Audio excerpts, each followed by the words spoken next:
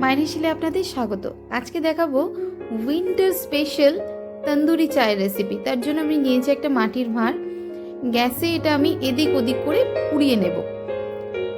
এবার গ্যাসে অন্যদিকে চায়ের প্যান বসিয়ে তার মধ্যে 1 কাপ মতো জল দিয়ে দিচ্ছি গরুর দুধ।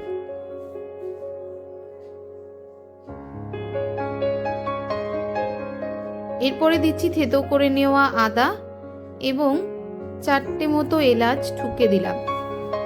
দেখুন আমি এই পাশ ওই পাশ করে পুড়িয়ে নিয়েছি ভাঁড়টা। এরপরে আপনি দেবেন স্বাদ মতো চিনি।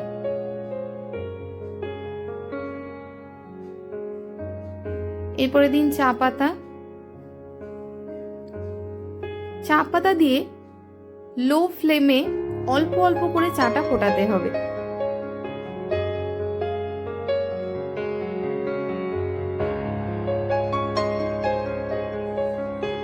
চাটা আমাদের রেডি হয়ে গেছে।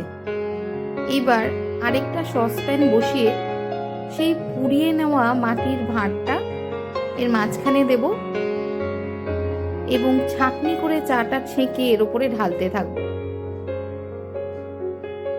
তার ফলে এই যে পোড়া ফ্লেমটা, স্মোকি ফ্লেমটা চায়ের মধ্যে চলে আসবে।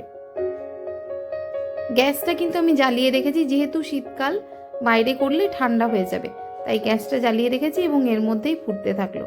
এবার আমি গ্যাসের ফ্লেমটা বন্ধ করে চাটা ছেঁকে নেব। রেডি আমাদের তন্দুরি চা।